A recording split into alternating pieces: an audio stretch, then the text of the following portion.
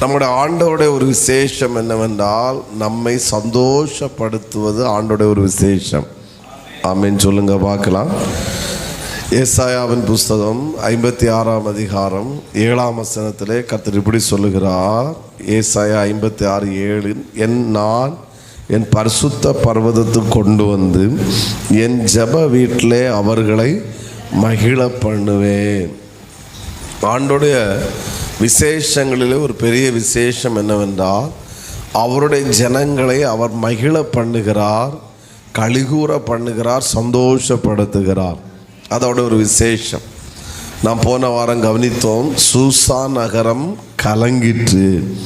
ஆனால் கொஞ்ச நாட்களுக்குள்ளே எப்படி கர்த்தர் காரியத்தை மாறுதலாய் முடிய பண்ணினார் என்றால் சூசா நகரம் ஆர்ப்பரித்து மகிழ்ந்தது, அவங்களை கலிகூற பண்ணினார். அப்போது நான் சொன்னேன், நம்மை சந்தோஷப்படுத்துவது என்ற விசேஷம். அது மட்டுமல்ல, தேவன் நம்மை சந்தோஷப்படுத்தி அழகு பார்க்கிறார்.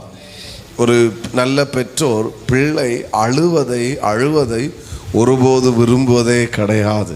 பிள்ளையினுடைய முகத்தில் சிரிப்பு வரும்போது, அதனுடைய சந்தோஷம் வரும்போது அதை பார்த்து பெற்றோர் ரசிக்கிறாங்க. பிள்ளை சந்தோஷப்படும் போது பெற்றோட உள்ள அவ்வளோ மகிழ்கிறது. அதே போல தான் ஆண்டவர் நம்மை சந்தோஷப்படுத்தி அழகு பார்க்கிறார். நீங்கள் துக்கமுகமாக இருப்பதும் நீங்கள் சோக முகத்தோடு இருப்பதும் தேவனுக்கு விருப்பமே கிடையாது. தேவனுடைய விருப்பம் நம்மை சந்தோஷப்படுத்தி அழகு பார்க்கிறார். பக்கத்தில் இருக்கிற கையை கொடுத்து சொல்லுங்க, கர்த்தர் உங்களை சந்தோஷப்படுத்தி அழகு பார்க்கிறார். ஆமென். நீங்கள் இன்றைக்கி இந்த பரிசுத்தாரால் எப்பேற்பட்ட நிலைமையோடு வந்திருந்தாலும் பரவாயில்லை. ஆனால் இயேசுவின் நாமத்தில் உங்களை பார்த்து சொல்லுகிறேன், கர்த்தர் உங்களை சந்தோஷப்படுத்துகிறவராக இருக்கிறார். உங்களை சந்தோஷப்படுத்தி கர்த்தர் அழகு பார்க்கிறார்.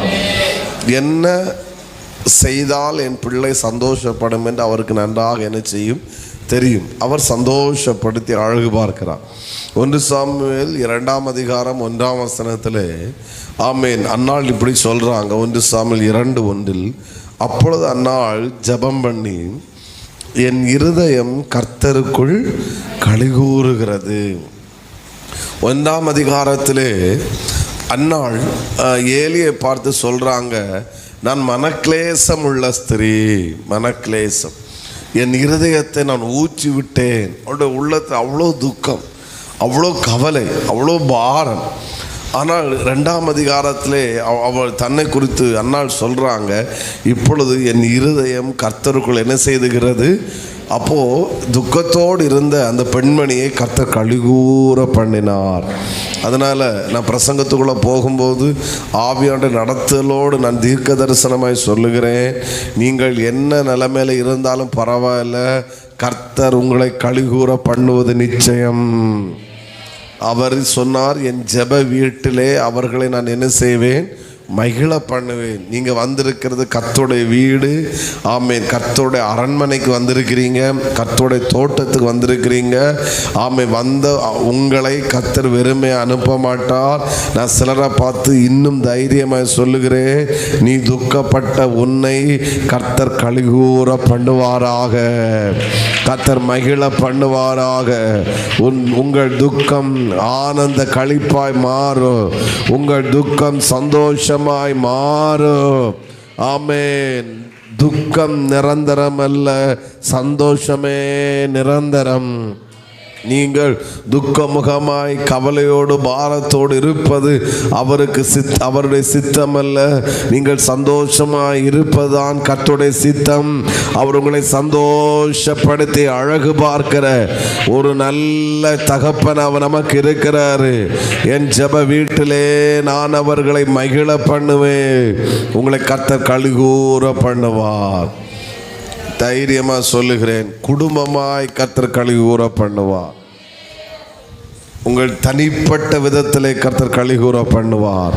நம்மை சபையாய் கர்த்தர் கலிகூற பண்ண போகிறார். ஹல்லேலூயா. எத்தனை பேர் சந்தோஷப்படுகிறீர்கள்?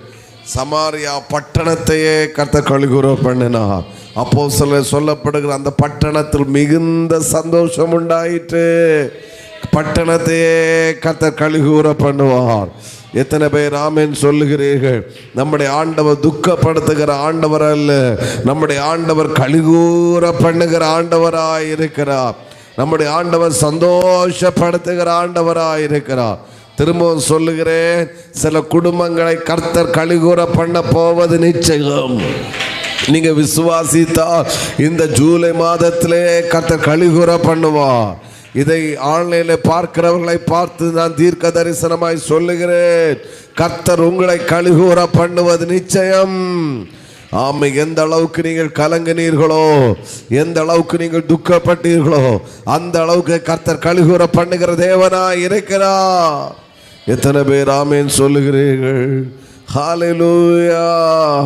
நான் கண்ட மேன்மைகள் எல்லாம் உம் கரத்து நீவு, நான் பார்க்கும் உயர்வுகள் எல்லாம் நீரீந்தும் தயவு. பக்கத்தில் இருக்கிற கையை கொடுத்து சொல்லுங்க, கர்த்தர் உங்களை கலிகூற பண்ணுகிறார்.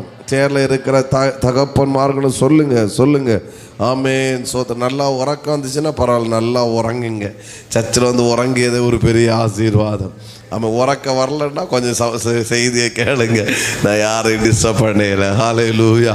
ஆமேன். சேர்ல ஒரு முறை கூட சொல்லுங்க, பக்கத்தில் கையை கொடுத்து சொல்லுங்க. சேர்ல இருக்கிறவங்களும் பக்கத்தில் இருக்கிறவங்களும் சொல்லுங்க, கையை கொடுத்து, கர்த்தர் உங்களை கலிகூற பண்ணுவார். ஆமென். நான் உங்களை இந்த பலிபீடத்திலிருந்து தேவ மனுஷனாய் உங்களை ஆசீர்வதிக்கிறேன். இந்த ஜூலை மாதத்திலே கர்த்தர் உங்களை கலிகூற பண்ணுவாராக. அன்னாங்களை கலிகூற பண்ணின கர்த்தர் உங்களை கலிகூற பண்ணுவார். ஜப வீட்டிலே கொண்டு வந்து மகிழ பண்ணுவேன் என்று வாக்குத்தத்தம் கொடுக்கிற கர்த்தர் இந்த ஆலயத்திலே வந்திருக்கிற உங்களை கர்த்தர் நிச்சயமாய் கலிகூற பண்ணுவார் என்பதில் எந்த விதமான சந்தேகமும் இல்லவே இல்லை.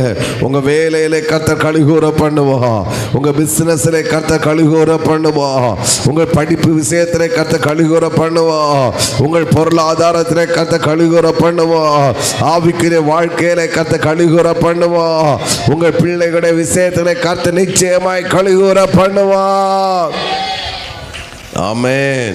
எங்கள் ஆண்டவர், நாங்கள் துக்கமாக இருப்பது எங்கள் ஆண்டவருக்கு பிடிக்காது. நாங்கள் சந்தோஷமாக இருக்கிறதா எங்கள் ஆண்டவருக்கு பிடிக்கும்.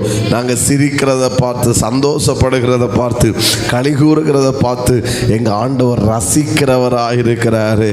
அவர் அழகு பார்க்கிறவராக இருக்கிறார்.